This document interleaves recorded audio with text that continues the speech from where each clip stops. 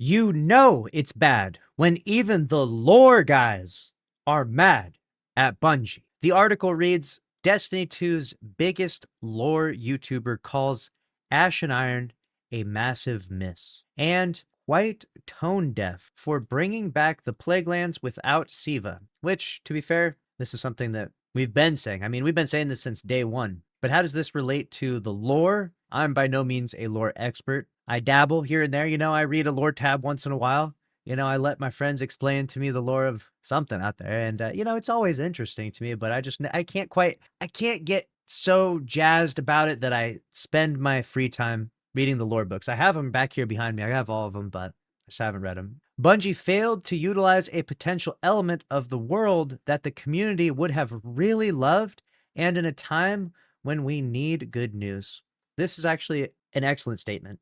And I was kind of holding like reserved opinions about this to some degree because my hope was that maybe Bungie brought the Plaguelands back, or the lands as we're calling them now, and maybe like through a series of events, it would be reintegrated into Siva, like the Siva come back, and then like you see like it's like terraformed or transformed or something, right? I was kind of hoping they would like surprise us with that, like, oh, here's the Plaguelands, right? But they're just the lands and they're dead. And then, the bamboozlement, and boom, Siva is back, and it would look just like it did in D1, or maybe even better, right? I was really holding out for that. I was like, the Bungie could deliver such a cool narrative, and really, because then you'd get to see like what it looks like stripped and like sad and depressed, and you'd feel that depression, right? You'd feel that how sad the Plaguelands look now, and then you'd feel how alive it is with Siva, right? But unfortunately, that's not the outcome, at least at this stage. Destiny 2's biggest lore creator, My Name is Bife, says Ash and Iron missed the mark by bringing back the Plaguelands without Siva, arguing Bungie failed to utilize a crowd-pleasing story hook at a time when the game needs good news. Last month, Bungie released the first major update in Destiny 2 called Ash and Iron. It promised the return to the Plaguelands, a fan-favorite location not seen since Rise of Iron. Many players took that as a sign that Siva might finally make a proper comeback. And I mean, let's be real here. We also, we didn't manage our expectations very well when it came to Plaguelands, because we thought to ourselves, hey, this means Siva's coming back. All right, this means Wrath of the Machine's coming back. Let's go, right? Like, unfortunately, Bungie needs to figure out that bringing back some nostalgia without the whole picture of it is bad optics, right? There's still something left in Destiny 1 that hasn't returned to Destiny 2. Bringing it back partially is going to be received very poorly. I'm trying to think of something that is still in Destiny 1 that's not in Destiny 2 that they haven't brought back yet that they could bring back and absolutely ruin it, right? I mean, we could use an example that's not Destiny 1. You could use a Destiny 2 example and say, like, what if Bungie brought back the Leviathan, right? Like, the Leviathan raid and the location was incredible. What if they brought it back, but it was different, and this time it didn't have like the underbelly at all, right? Where all of the gold was missing or something. I don't know, like, or the raid was like missing an encounter or something. Like, people would be like, what is going on? Like, this is like, you brought back the Leviathan, but it's like half-baked Leviathan. What are we even doing? That's the kind of the sentiment and the feeling with the Plaguelands. Especially, I say this so that way, just in case people are out there watching are not D1 veterans. Not everyone has been playing since the very beginning.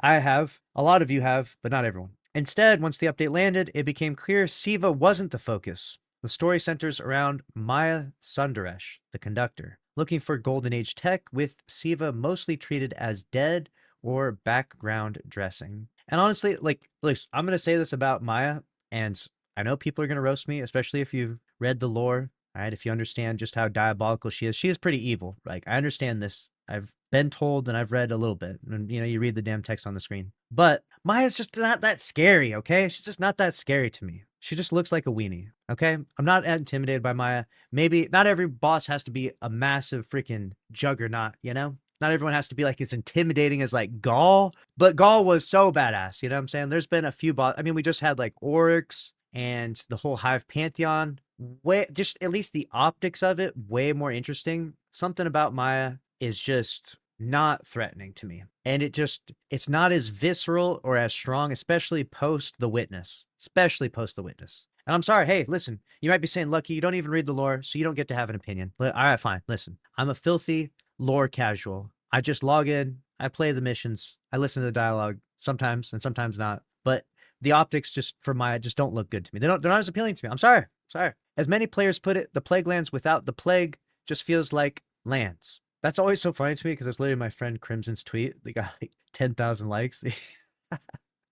It's so funny to me how like this like random friend I have that like no one really knows much about just posted this tweet and like it has become like the iconic statement of the entirety of this planetary destination. So funny to me. It's crazy how powerful people can be in terms of influence, right? And not even realizing it. Right? The whole identity of that location was built around Siva's red glow and the sense that everything there was infected. Without it, the area comes off as a hollow throwback. Now, Destiny 2's biggest lore YouTuber, Bife, has weighed in and he didn't hold back. Destiny 2 Ash and Iron ignored the elephant in the room. In a new 17-minute video, Bife breaks down why he feels Ash and Iron missed the mark. He says bringing the Plaguelands back without any real focus on Siva is a massive storytelling failure and a moment where Bungie could have easily thrown longtime fans a bone. I agree. This could have been a big W for them. Maybe, I mean, if we're even going to try and give Bungie an out for this, I mean, maybe, you know, after the layoffs, they didn't have enough developmental effort to create this. It just feels like even if you do things, even if you have less employees to accomplish the things you want, you should at least take the game in the right direction and fall short. Like, I would be okay with there being problems as long as the game was at least heading in the right direction. It's more frustrating when things are complete, like the Plaguelands without Siva, and the whole picture, the whole story, the whole narrative, everything is packaged and put together and it's ready to deliver. And it's like, this is Bungie gave the green light to it. And then everyone's like, no, like what? Like, obviously there should have been Siva. This would have been incredible. Like people say, oh, well, Siva's dead. Siva died. It's not, you can't do that in the current lore of Destiny 2. Don't you know? Don't you read the lore? Siva can't come back. Dude, how many times has Taniks come back? It's a made up story. The whole thing is made up. Taniks could come back again tomorrow and every day thereafterwards. That's how the story works. Now, obviously, you want the story to have some, you know, congruent characters and like, you know, a consistent narrative. You don't necessarily want Taniks to literally come back, you know, 400 times and die. But it should be said that when the time is appropriate to bring something back, just do the thing. You know what I'm saying? Just do the thing. It's pretty obvious. It's pretty easy to see what the outcome would be. And I think even if you feel like Siva coming back wasn't a necessity, then at least understand how awful it felt to return the Plaguelands without it and how, frankly, just like roaming the destination, it just looks depressing and it just looks stupid. You know, like it just, I don't know how to say it in a nice way or in a more articulate way, but it just looks stupid roaming around the Plaguelands now. You're like, what the fuck are we even doing here? Like, it just does not feel right. Not bringing back Siva whilst also bringing back the Plaguelands is a massive miss, he said. I really don't want to be rude, but I think it needs to be said as well that it feels really quite tone deaf doing this. Siva has been a point of interest for Destiny players for years. Bife compares Bungie's choice to revisit the Plaguelands without Siva to the idea of setting a story on Oryx's Dreadnought and never mentioning the Taken King himself. I mean, that's a fair comparison. Obviously, I was talking about Leviathan and, you know, you get the idea, right? Doing something in the Plaguelands without mentioning Siva would be like doing something on board the Dreadnought without mentioning Oryx. The actual location and the thing that made it the way it is are narratively and thematically baked together. You cannot unbake the metaphorical cake, especially when the place is literally called the Plaguelands. Yeah, I don't know how this oversight happened. I don't know how Bungie gave this the green light. I really don't. I'm confused. We did the comparison. If you didn't see the video, well, we didn't do the comparison ourselves, but we reacted to someone that actually went in to Destiny 1 and looked at the Plaguelands, recorded their gameplay, and they put it side by side to Destiny 2.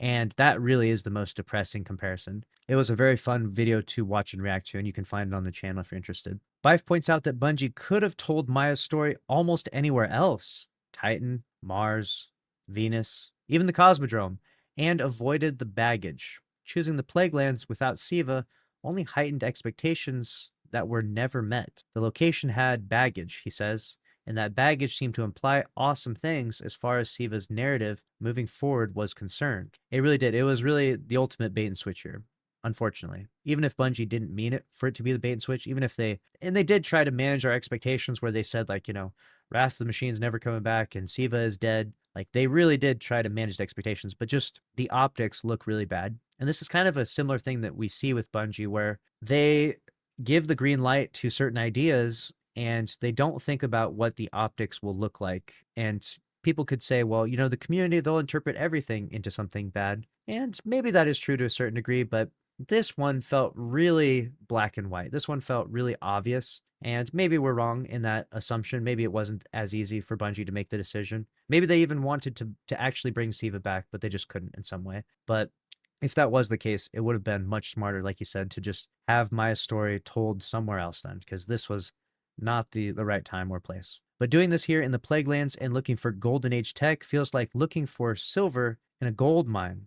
I mean, yeah, there might be other veins of precious metals in here, and we should care about them too, but we're missing the obvious thing down here, aren't we? The gold, the Siva, the plague of the Plaguelands. The next part reads, Siva is dead isn't a good enough excuse. Bungie has long maintained that Siva is gone for good, wiped out with Rasputin's death and the destruction of the replicator back in Rise of Iron. But as Bife points out, that's a creative decision, not a hard rule. He argues that Bungie has already broken its own rules to bring back major figures like Cade 6, yep, yes, in the final shape, and Oryx in episode Heresy, both handled well. Yes, actually, and this is a good point. They kind of broke their own rules because narratively and thematically, it just made so much more sense for Cade to be a part of the final shape.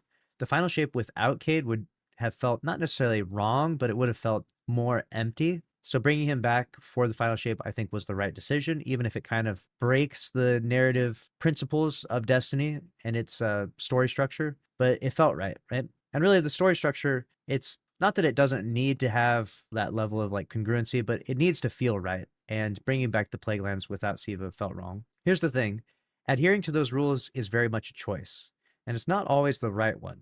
I mean, the final shape would have been nothing without Cade 6. Cade 6 was also dead, and whilst bringing him back was a risk, it was actually handled really well in the final shape. I agree. Hell, I'd say that despite the way that some people received Heresy's ending, it was handled well in Heresy with Oryx as well. To put it really bluntly, Bungie's narrative team has shown that they're really good at bringing back characters in a respectful way. And sure, Siva isn't a character, it's a concept, it's a thing. But narratively speaking, yeah, I trust them to bring back something like Siva. It's weird sitting there and not seeing that done. So yeah, why not bring it back? It would be awesome if we got a whole article about why Siva didn't come back. That would be incredible. I would love to see the creative decisions and the reasoning that Bungie would give as to why they didn't do that. And maybe there's more to the story that we don't know. Bife closes his critique, arguing that Bungie completely missed a clear opportunity to deliver something fans have wanted for years. I feel like this is a moment where Bungie failed to utilize a potential element of the world that the community would have really loved, and in a time when we need good news.